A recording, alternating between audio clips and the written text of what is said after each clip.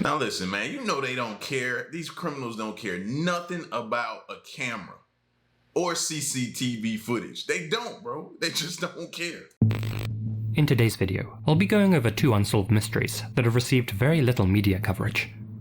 I want to draw attention to them because I believe that they can be solved if the CCTV evidence reaches the right people. Today's video is sponsored by Raycon. This was Scott Rattigan, an outgoing, friendly, and popular 24-year-old, described by those who knew him as a guy who lived and laughed harder than anyone. Scott, to be or not to be? To be. A lifelong sportsman who grew up playing football and lacrosse in Gainesville, Virginia, Scott was both athletic and intelligent, having earned a degree in business management from Radford University. Always driven to succeed, he even became vice president of the Sigma Chi fraternity there. In 2018, Scott finished college and relocated to Arlington, a short drive from his hometown.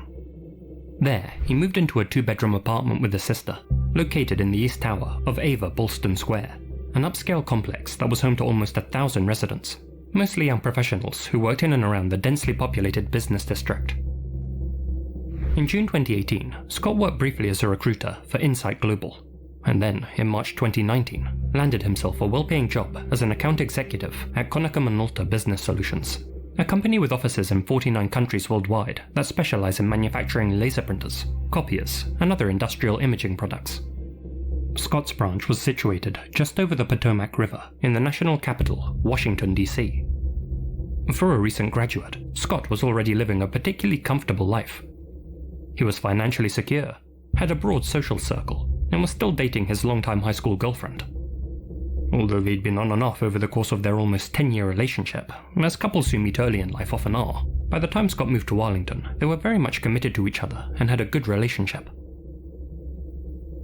On the morning of Friday, January 17th, 2020, Scott and his sister chatted over their morning coffee, as they always did. It was then that Scott reminded his sister he was taking the day off. It was going to be a long weekend, with Monday being Martin Luther King Day, and Scott wanted to maximize his break. After finishing breakfast, Scott's sister set off for work as per usual. What Scott planned to get up to during his day off remains unknown, though it's believed he had made plans with his sister and some guests for later that evening. At 5 p.m, Scott's sister returned to their high-rise apartment. Upon entering the residence, she was immediately hit by the smell of a cleaning solution.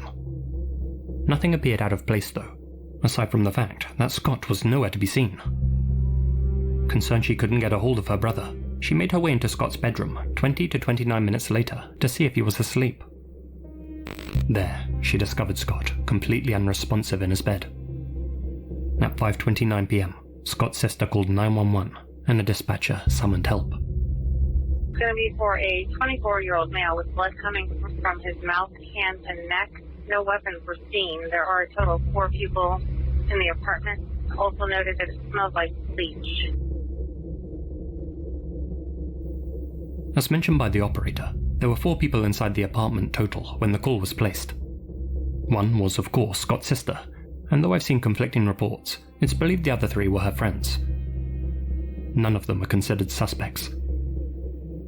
Paramedics quickly arrived and pronounced Scott dead at the scene. The law enforcement initially announced that they'd been called to attend a cardiac arrest. Scott's demise had obviously not occurred naturally. Now, okay, I'm glad we got that information right there towards the tail end right there, right? So they're saying it was conclusion reports that he didn't die of a natural cause, all right? So it's got to be some type of foul play, okay? But who cleans up but leaves the body? That's my question. Normally you're smelling cleaners because whoever did something to someone or something, they cleaned up, removed the body, took it up, tried to leave the place spotless like he just left and never came back. But they cleaned up and left the body. Doesn't that seem rather odd, yo? Like, think back to any type of show or any type of those solved mystery type shows that you watch, CSI or something like that, where you've seen something like that or heard something. That's rare. He had sustained trauma to the upper body, and though his exact COD has yet to be released, an autopsy by the Office of the Chief Medical Examiner ruled the death a homicide, evidenced by both the defensive wounds on Scott's hands and the fact that someone had gone to extreme lengths to clean up the crime scene using bleach. Other than the killer's DNA and weapon, nothing was reported missing from Scott's apartment, and all of his valuables were accounted for, including his mobile phone. Despite Scott's neighbor 2 doors down being home when the incident took place, she didn't report hearing any unusual noises coming from his apartment. Few other details were revealed about Scott's case in the immediate aftermath, with the authorities remaining tight-lipped to preserve the integrity of their investigation. Ahead of the 1-year anniversary of Scott's death, however, Arlington County Police released external surveillance images of a person of interest, or POI, who was seen in the area both before and after the murder.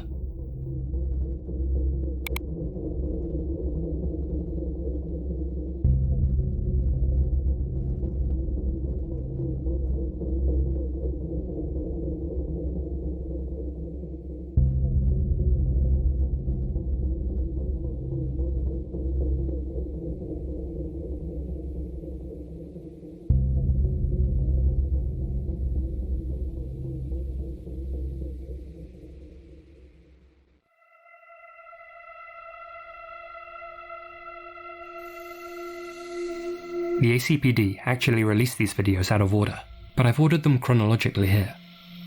I've also run the footage through a video enhancement tool to make it clearer. The first 2 clips, which were captured before the incident, show the POI walking north on Randolph Street towards the main entrance of the Ava Bolston complex, keeping his head down, moving with purpose, and concealing something inside the pouch of his hoodie. The subsequent 2 clips show him running in the opposite direction 1 block south of the complex, before crossing in the opposite direction of the metro, suggesting he fled the scene by car, bike, bus, or on foot. Washington, D.C. and its surrounding areas are the second most surveilled place in the States, with almost 56 cameras per 1,000 people. Given the prevalence of CCTV in the area, there's likely more footage of the POI making his getaway that is yet to be released to the public. Arlington PD described this mystery man as a, quote, white male, approximately 5 feet 6 inches to 5 feet 8 inches tall, weighing 150 to 175 pounds, dressed in all black, carrying a black backpack and walking with his feet turned inward, often referred to as a pigeon-toed gait. As well. Now, the crazy part about this, right, is I was trying to look at the other videos where he kept showing them, trying to see if anybody else would be dressed like that. You know, you think of somebody having a mask on and like maybe it's snowing outside. It's extremely windy. You know what I mean? It's got to be a reason for you to want to cover your face, right? And from what I could tell, I didn't see anybody with this similar clothing on. So I'm going to look again. Y'all do the same, but nothing else stands out to me that would make somebody else be like, okay, everybody's wearing that. Well, everybody's pretty much rocking what he's rocking on, but all black and a mask, hood on, black book bag, and gloves. I see nobody else with that on. As well as a consistent pigeon-toed stride, the POI also appears to be bow-legged, a skeletal condition which causes the lower legs to be angled inward. Forensic podiatrists are confident that the POI's leg and feet conditions are genuine and not faked or exaggerated for the camera. If you don't agree, then try walking with your feet like that for a while. It's not easy, and it only gets harder when you try running. Interestingly, a disproportionate number of gifted athletes are pigeon-toed, something worth bearing in mind. The POI went to great lengths to hide his identity. See? This dude got on a suit, tie. Can't really see because they blurred out the face, but then it's another girl, as he leaves the camera view, it's another girl walking in, and she just looked like she got on a jacket. And I think the hood could possibly be down. He placed a strip of black tape on his backpack, concealing the brand logo, and wore a balaclava or neck gaiter to hide his face.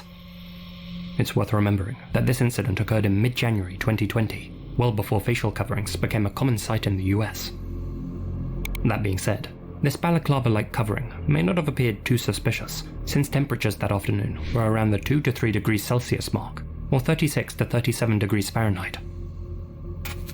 From the little we can make out, the POI appears to have a nose with a prominent, narrow dorsum. Though some people online believe the POI is actually a woman based on their body shape, I personally don't see it, and law enforcement are adamant that this is a male. I doubt they'd state that definitively if they weren't certain. Perhaps the perp wasn't so thorough when he bleached the apartment, using bleach which he may have been carrying in this water bottle. Perhaps forensic investigators did find some of his DNA at the scene and confirm the POI to be a male. Also, notice his flat chest.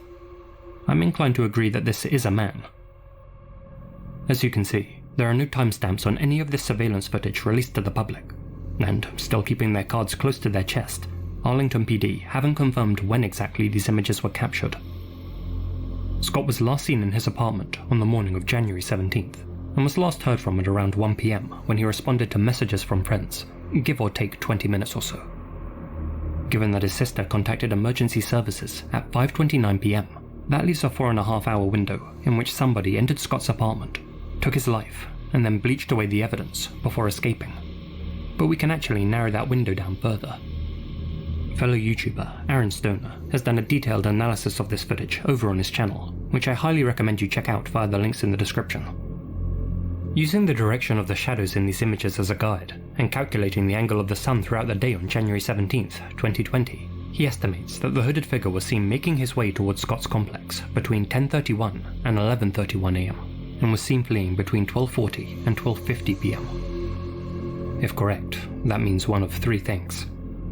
That Scott's friends were wrong about the last time they'd been in contact with him, that this man has mistakenly been singled out as a person of interest, or, most chillingly, that the killer used his victim's phone to text his friends shortly before leaving the apartment. Users on websleuths.com have made some interesting observations about the POI's attire. His entire ninja-like outfit was made up of branded items. Though the suspect covered the logo on his backpack with duct tape, it's since been identified as the popular North Face Recon, perhaps one with a custom logo worth concealing. It's not uncommon for employers at three-letter companies to provide their staff with bags and other items with company logos, for instance. Similarly, the suspect's hoodie is also likely from North Face. His shoes appear to be Nike Freeruns with the signature swoosh blacked out, and his gloves are from Under Armour. All of his clothes appear to be in good or even mint condition, with the soles of his shoes being completely clean and there being no visible marks on the rest of his stealth kit. In total, this outfit would have easily cost him more than $500, and it's entirely possible that he had replicas in his backpack to change into before leaving the apartment, a theory supported by these two stills. The one on the left shows the POI before the attack, and the one on the right after. Notice how the black patch on his left shoe disappears. Though this could have just been a flaw in the recording, it's worth considering that he may have swapped out his bloody clothes for fresh ones. Regardless, the POI was clearly willing to dispose of at least one costly outfit. That strongly suggests that this individual is either independently wealthy or been paid a large amount of money to either steal a specific item from Scott's home or to end his life. Question is, why?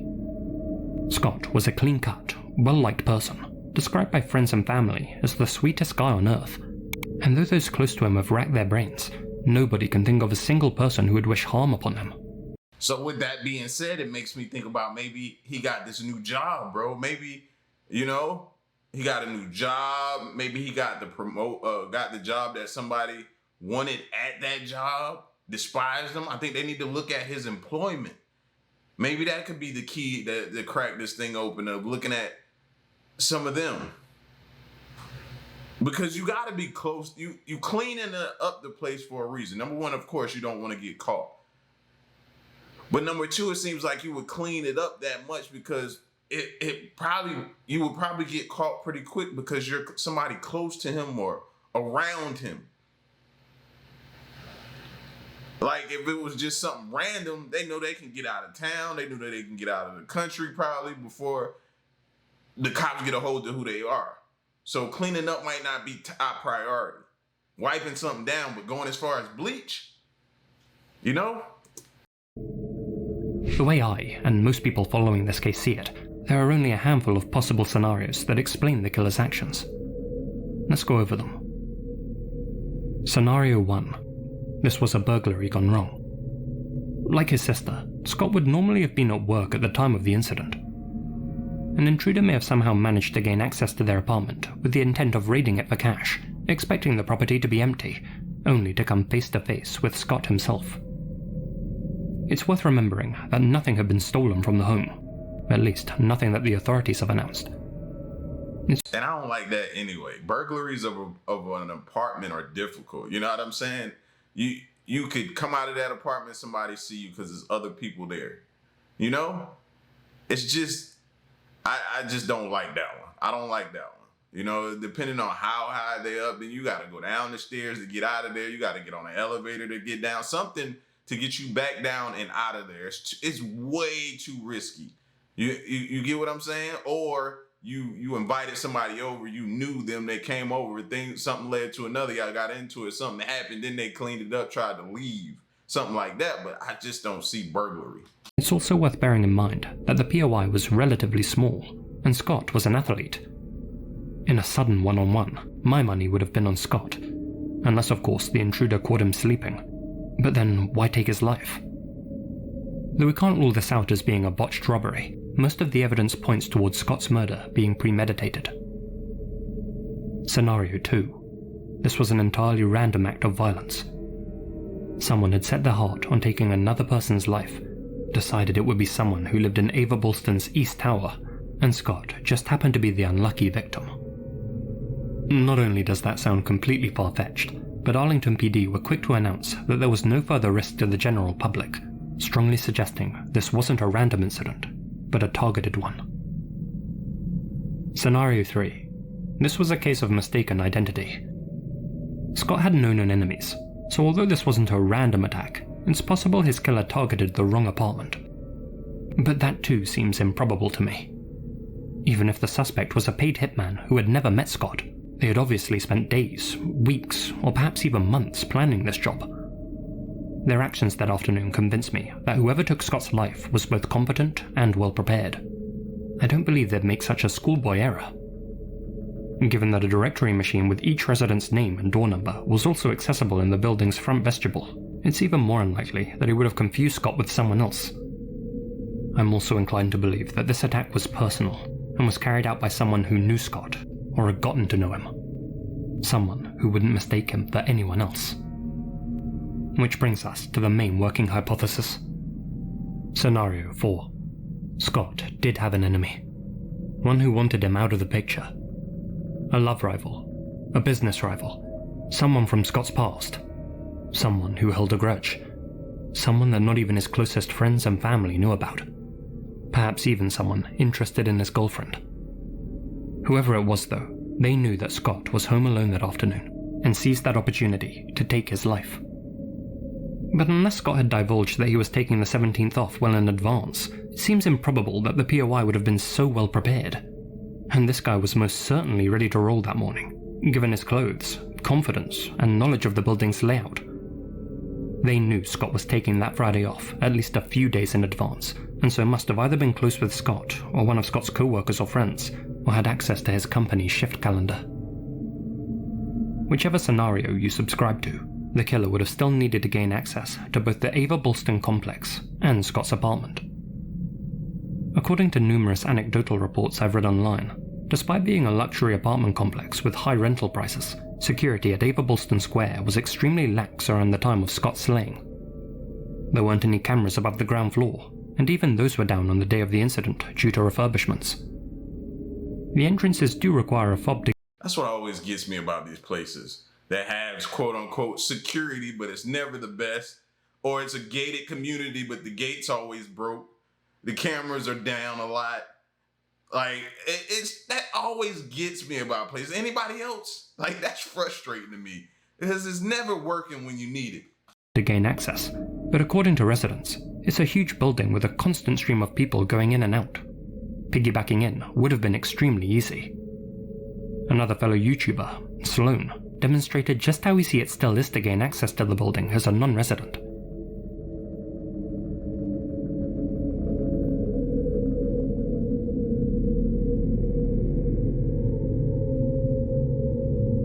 So, where exactly in the Ava Bolston building was Scott's apartment?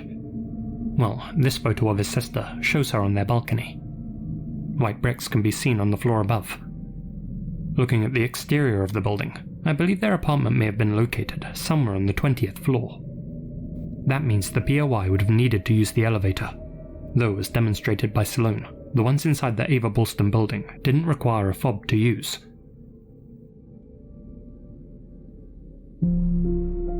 It's clear that entering the Ava Bulston building wouldn't have been a challenge for the perpetrator, but we still need to consider how he got inside Scott's apartment. Did he have a copy of Scott's key, or a master key? Did he force an entry? Had Scott left his door unlocked?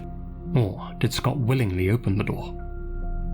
Perhaps the POI removed his mask at the door, and Scott recognized him through the peephole as someone he trusted. Someone who caught him off guard inside. Perhaps Scott had invited someone over while he had the apartment to himself, and opened the door for an expected guest. Who that may have been is the subject of much speculation. If they were a close friend, or even a known acquaintance of Scott's, surely they would have been identified by now. Some have speculated whether there was an aspect of Scott's life which he kept secret from even those closest to him. Whether there are rumours floating around online that this POI may have been a dealer of some sort paying a home visit, there's absolutely no evidence that Scott was involved in anything shady or sordid. Now that's actually a good one right there. I didn't think about that. Dealers, man, are you owing people? That's another thing. What was Scott into? Did he gamble in his spare time? You know what I mean? Did he have substance abuse? Did he? You know, that's an alternative that I didn't think about. That could be true too as well. Did the person watch him every day? You know, people sit around and case these quote unquote luxurious apartment joints or places like that. So those are a different scenarios that I didn't think about as well. Those are pretty good. And his father has specifically stated that Scott's case is not drug-related. In one of Scott's friend's words, Scott was not a druggie, and he did not deal drugs either. Scott was honestly one of the best human beings, the sweetest soul, didn't have a mean bone in his body, and was loved by everyone that ever met him, which is what makes his murder so devastating, confusing, and frustrating.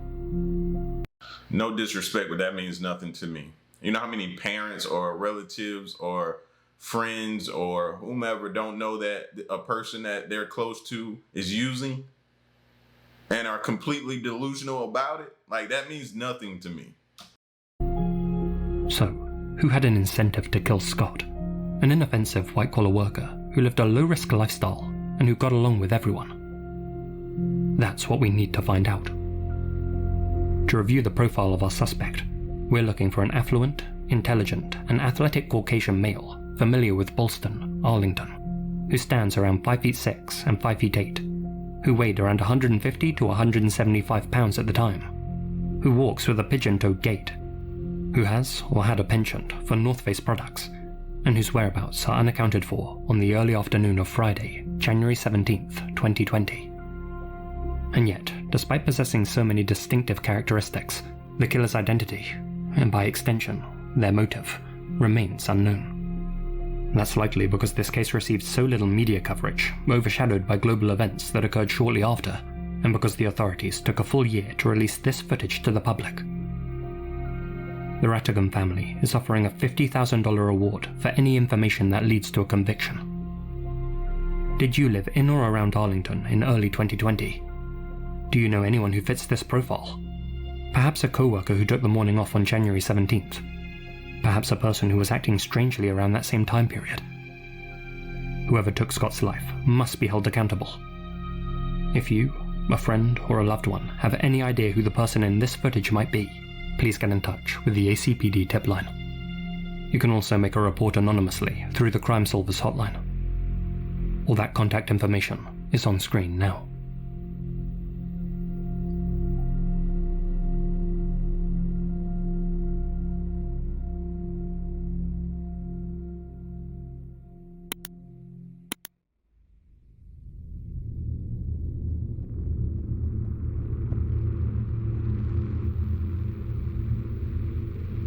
This is South Ogden, a small city in Weber County, Utah. Situated in a residential neighborhood, just a 4-minute drive from the busy thoroughfare of Washington Boulevard, is 3636 Ogden Avenue. Back in 2016, the residence was home to 24-year-old construction worker Carl Van Komen. Described as a free spirit with a fierce loyalty to family and friends, Carl was a charismatic and authentic young man who loved nothing more than spending time with the people he cared about most, exploring nature and indulging in his greatest passion, ice hockey. At the time, Carl was renting 3636 with his brother Brock, their stepbrother, and their friend Jay.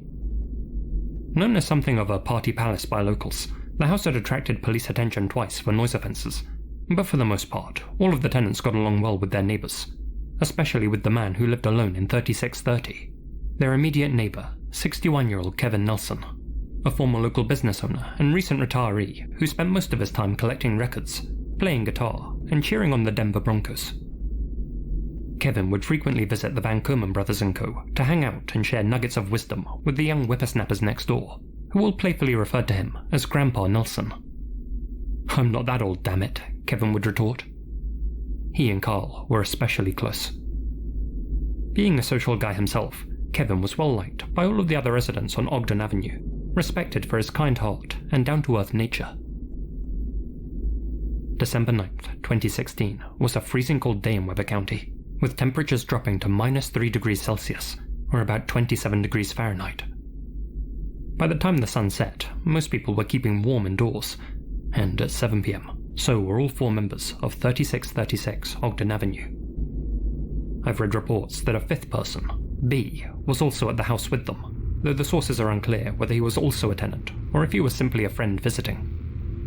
Regardless, the temperature was low, but spirits in the house were high, and the boys agreed it was worth braving the cold to have some fun on a Friday night. After a few minutes of deliberation, the group decided to go bowling together, though before they set off, Brock and his stepbrother wanted to grab a bite to eat. Not having much disposable cash to begin with, and wanting to save the little they had for Christmas gifts, the pair opted to buy some Hot Pockets from a nearby store. They set off at 7:45 p.m, leaving Kyle, Jay, and B behind at the house. Around that same time, Kevin Nelson was walking home after a get-together with some local friends. Hearing that his neighbours were inside 3636, Kevin wandered over and was duly welcomed inside by Kyle. What happened next is every sibling's worst nightmare. Brock and his stepbrother returned from the store just 10 minutes later, and somehow, in that brief window of time, all hell had broken loose inside 3636 Ogden Avenue. In the living room, they found their brother, Kyle, and their neighbour, Kevin, lying in pools of blood, both having been shot, one of them execution style. Their killer, or killers, were nowhere to be seen. Lying in the snow-laden backyard was 20-year-old Jay, whose name's been withheld for his security. He had been shot through the neck, but was still alive. Little information has been publicly revealed about B. He either managed to escape the scene, or had left the house just before the slaughter began. But either way, the authorities don't consider him a suspect in the case. Help was summoned at 7:58 p.m. Brock then called his father, Jerry John, and told him that Kyle was gone. Their father asked how he knew that. Brock replied, "Because he's in my arms." Medics arrived shortly thereafter and pronounced Kyle and Kevin DOA. Jay was rushed to a local hospital for treatment. That evening, police locked down the area around the crime scene, halting traffic in the neighborhood and conducting a door-to-door canvass for information. Surprisingly, none of their neighbors heard or saw anything. Officers searched neighboring yards throughout most of the night, expanding their search until the morning hours. Crime scene investigators remained on the property until Saturday evening, scouring each room for evidence. Several casings from a 9mm were collected for examination. A number of footprint impressions were identified, and a bloody fingerprint impression was found on the front door. Jay would thankfully make a full physical recovery, but told officers that he didn't recognize any of the intruders, nor had he ever heard any of their voices before. He did, however, describe how they had approached him while he was smoking outside in the backyard, catching him off guard just before they stormed the property. So, at the time all this going down, not only were you in the backyard, you don't know any of them, you didn't recognize the voice, and you made it out alive? I get it, the police have ruled them out, but I don't know, man. That. So you just happened to make it. Everybody else but you made it.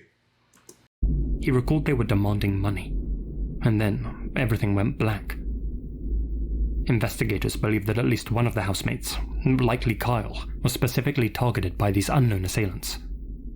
They initially had a suspect in mind too, one who lived near the Van Komen household, but this individual had a watertight alibi. As mentioned, the Van Komen house had a reputation for being a party pad, and it was no secret that their friends would often go there to drink beer and smoke dope. This was never anything serious, and none of the housemates sold anything illicit, only indulged in it recreationally. But South Ogden PD knew that a potential tipster might be worried about coming forward because of that. If someone with information is reluctant to come forward because they participated in less serious offences, either at the home or with the victims, know that we are focused on homicide. Do not let concern about a prior potential offence keep you from coming forward. We're not concerned about it, and neither should you be. Despite their pleas for information though, few leads presented themselves. 4 days after the incident, the authorities released the most crucial and unsettling evidence that they had come across in a press release. 3 video clips captured from external security cameras around 3636 Ogden Avenue. The first piece of footage shows the 3 suspects lurking in the darkness outside the Van Komen household. Suspect 1 appears to be a tall and slim man, dressed in a light-coloured jacket, light pants, a hat, and what's been described as a paintball mask, with a duffel bag slung over his shoulder and a gun in his hand.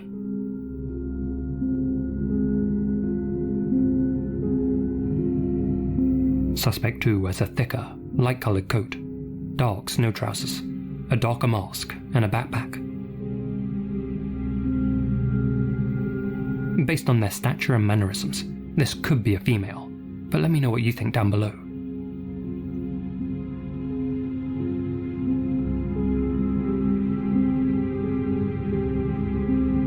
Suspect 3, seemingly another male, donned a darker outfit, a plastic mask, and what appears to be a light-coloured neck gaiter or equivalent covering.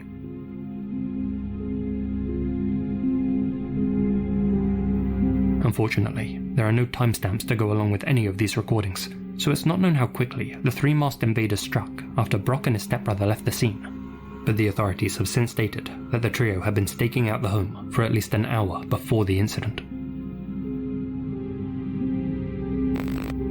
The next clip shows Suspect 1 peering in through the property's windows, observing their soon-to-be victims' movements.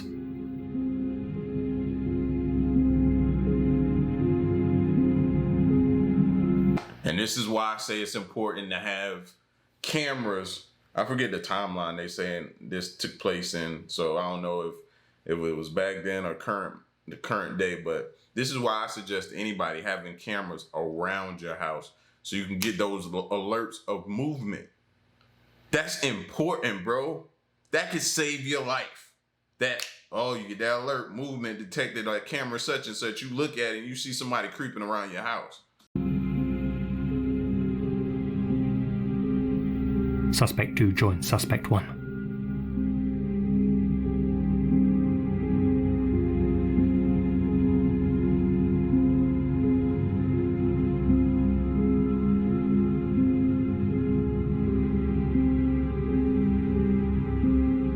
Suspect 3's position at this point is unknown.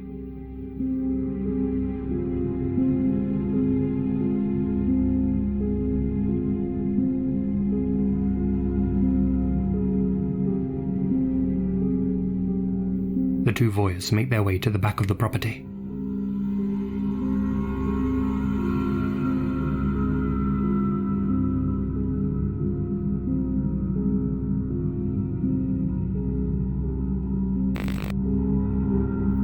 According to the police, this final video was captured shortly after Carl and Kevin had been slain.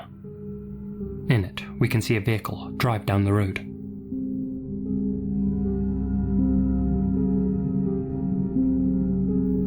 It's not clear whether this was Brock and his stepbrother returning from the store, a getaway vehicle for the suspects to escape in, or a vehicle unrelated to the case. But law enforcement opted to include it in their press release, so it may be significant.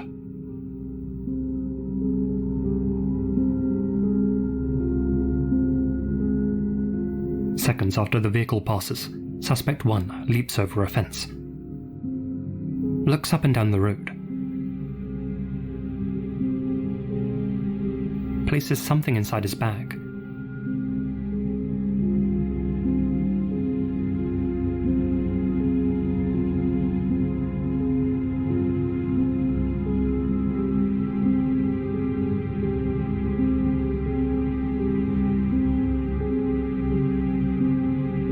and jumps back over the fence the way he had come.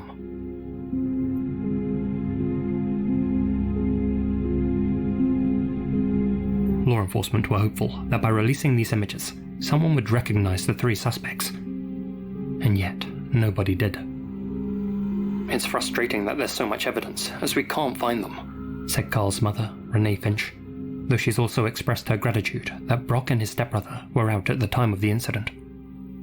"We're very thankful that we didn't lose all 3 of our boys that night." Since there are so few details about this case online, I'd like to try and analyze these clips in more detail. This is a satellite view of the area where the crime unfolded. Running horizontally along the bottom is Ogden Avenue, and horizontally along the top is Adams Avenue. 36th Street and 37th Street run perpendicular. Highlighted here is 3636 Ogden Avenue, aka the crime scene. Beside it is Kevin Nelson's property, 3630. According to online sources, the 3 videos were captured in order from Kevin's own security cameras. Looking at the first clip, camera 03 caught the suspects observing 3636 from behind a tree. I've seen a few people online suggest that this may have been one of these 2 trees, but that's demonstrably untrue. Not only is this area way too open, but you'll notice that the tree in the footage has a split in it, with one thick branch splitting off from the trunk. Neither of these trees are a match. It's more likely that they were observing their targets from this wooded area behind the 2 houses. This area would have offered them far more cover than any trees by the roadside, and it makes sense that Kevin would have placed a camera at the rear of his property for protection. Going back to our satellite view, you may be able to notice that there's a 200-meter dirt track that runs between the houses on Ogden Avenue's north side and Adams Avenue's south side. I believe the 3 suspects used this track to approach the property. There wouldn't have been any surveillance cameras along it. The track is also wide enough for a vehicle to drive through. They may have been dropped off at either side, or could have even parked their getaway vehicle somewhere along the track. Next, notice how long suspect 1 stays in a crouch position, and then effortlessly gets up. Not only is he physically fit, but I believe that he and his accomplices were under 30 years old. Probably. And that was making me think also with like the first one we saw, he didn't have that much clothes on. I mean, he was dressed for it being cold, but not much.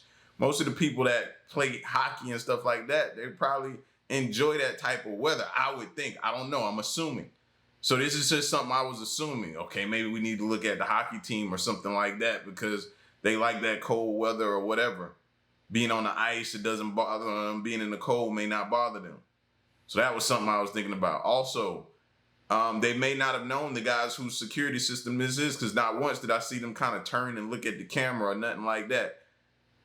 Or acknowledge where the camera was. Closer to 20. Now look at his mask. Notice how the nose juts out. Ogden PD described this as a paintball mask, but I can't help but wonder whether it's a hockey mask. Given Carl's love for ice hockey, could this have been someone that he encountered on the rink? Camera 02's position is a lot more clear-cut. It was installed on the left side of Kevin Nelson's property. In fact, you can see it right here. Notice how the drainpipe juts out in front of the camera, as it does in the footage. The angle is also the same, focused on the right-hand side of 3636. In the footage, suspects 1 and 2 emerge from the back of the property, confirming, in my mind, that they were observing the house from the wooded area in the rear. Suspect 3 doesn't appear in the footage. He or she may have been the designated getaway driver and was waiting for the accomplices inside the vehicle. Jay also mentioned that he was held up by the intruders in the backyard area. Suspect 3 may have been holding Jay there, whilst 1 and 2 spied through the windows. The third clip shows Suspect 1 jumping a fence after the slayings. The suspect's mask is clearly lifted up at this point and resting atop his head. giving us a very vague impression of his facial features. A very bold or very stupid move. I've enhanced a few stills here, and though it's difficult to make much out, the suspect appears to have a large or long nose.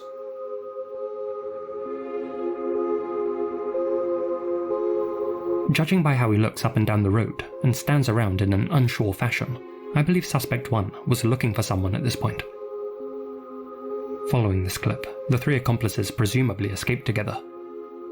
It's worth noting that US Route 89, a major highway, runs alongside Ogden Avenue and would have allowed the gang of three to put some quick distance between themselves and the crime scene.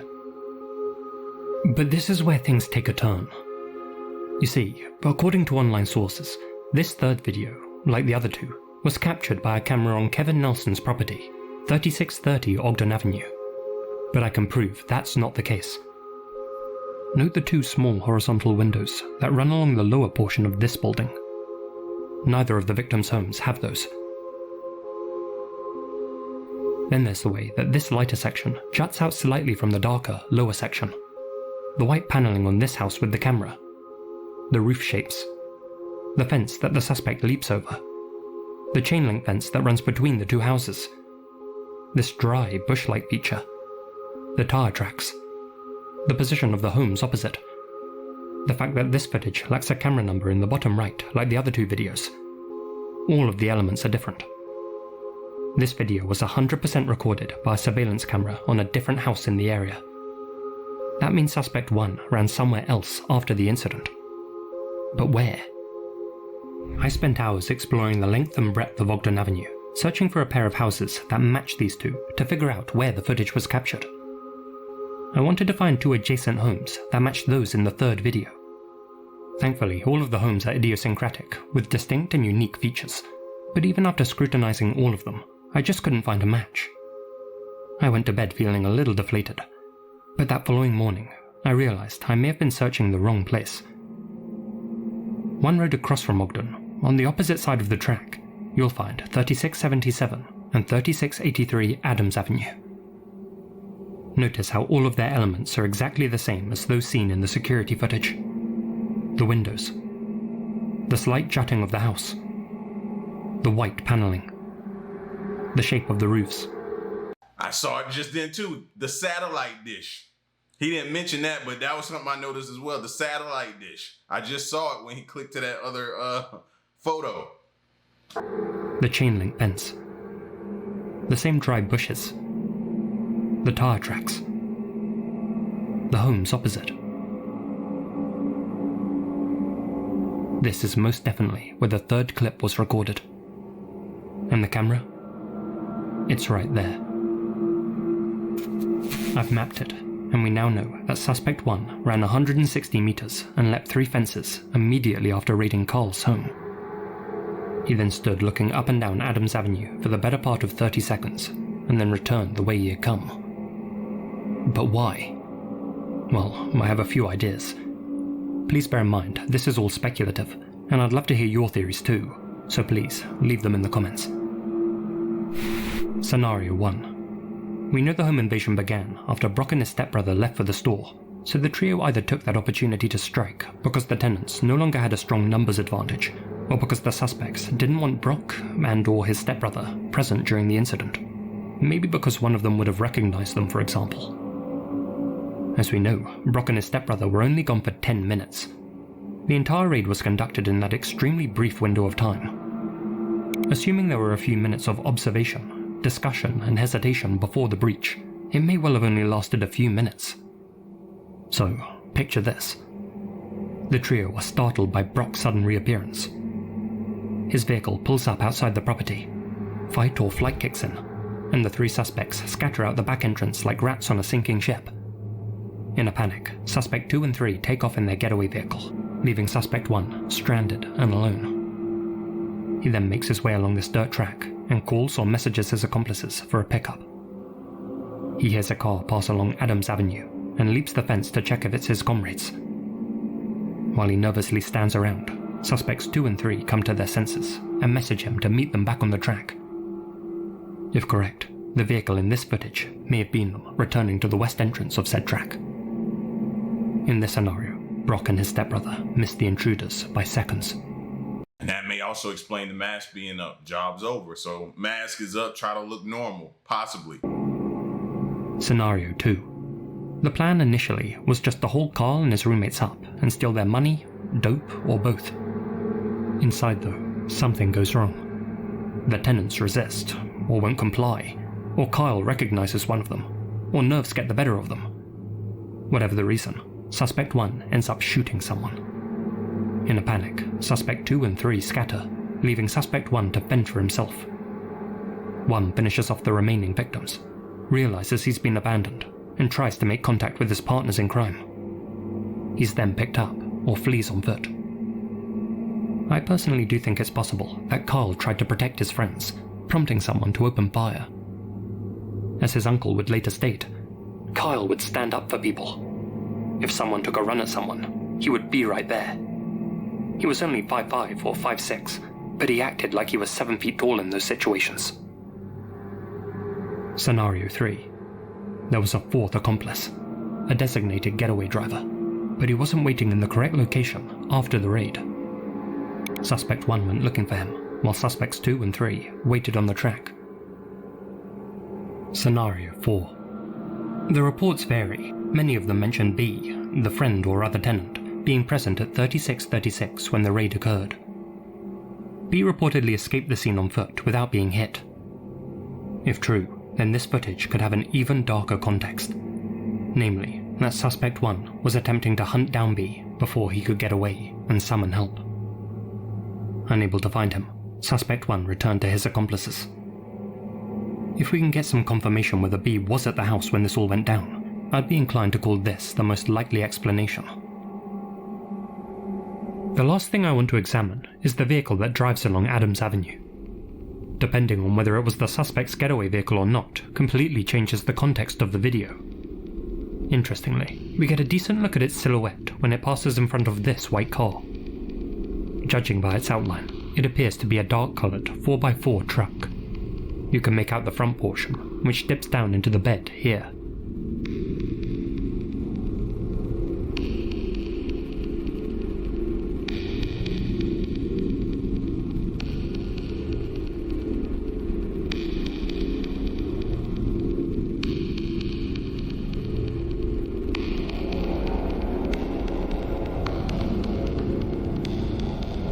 Revisiting the Van Komen household on Google Maps, we can see that in August 2015, a black or dark grey Nissan Titan was parked in their driveway. The fact that a very similar vehicle passes along Adams Avenue in this footage is striking to me. It could of course be a coincidence, with a fellow neighbour or passerby having a similar looking truck, but if this vehicle in the driveway belonged to Brock Van Komen or his stepbrother, then this footage could show the two returning from the store moments after the suspects fled the house. Indeed, one of the perps may have asked the victims where Brock and his stepbrother had gone, and when told that they'd popped to so-and-so store for a minute, Suspect 1 may have gone on the lookout. There is, however, another possibility. That the truck in this footage didn't belong to Brock or his stepbrother, but was the same one parked outside 3636 on Google Maps, making it the vehicle of one of the boys' friends, or former friends. Someone who... That's why you gotta be careful having these parties, man. You gotta be careful, man, because people bring people, you don't know who everybody is. They get in there, they see something happen, and or anything, they bring other people back. They go back and be like, yo, they got all this kind of stuff in there, man. It'd be an easy lick, easy target. You just gotta be careful. You never know, man. You never know. Come to visit them in August 2015. Someone who drove the getaway vehicle in December 2016. Perhaps the vehicle of one of these three. I'm just spitballing scenarios, as there's very little footage to work with and few theories being discussed online. But given that Suspect 1 leapt the fence of a property so far from 3636, I'm confident that there was at least some confusion in the aftermath of the massacre. Unlike the POI in Scott Radigan's case, I don't believe these people are particularly intelligent. They'd be in their 30s now, and I'd wager that in all that time, at least one of them has talked about this event to somebody. Maybe bragged about how they robbed homes in the South Ogden area in their 20s. Unfortunately, the investigation into this case has stagnated, and the police are still hesitant to release more information to avoid compromising the case. Though Kevin Nelson was likely in the wrong place at the wrong time, investigators remain confident that the three perps knew either Carl Van Koomen or one of his housemates, and were prepared to end their lives for material gain. They also believe that someone must know who they are, or at least have some information to share. If that's you, you've been silent for 7.5 years. It's time to speak up. You don't owe these people anything, but you do owe Carl and Kevin's families the truth. Help bring them closure by contacting the South Ogden PD. You can even do so anonymously at southogdencity.com. The information you share, however small, could be the lead detectives are waiting for. Prior to Carl's slaying, his father JJ would leave the family's porch light on until all of his younger children were home. Now they want it left on all the time for Kyle. To this day, they won't let us turn the light off, said JJ. So I'm hoping that once this is solved, that porch light can be turned off.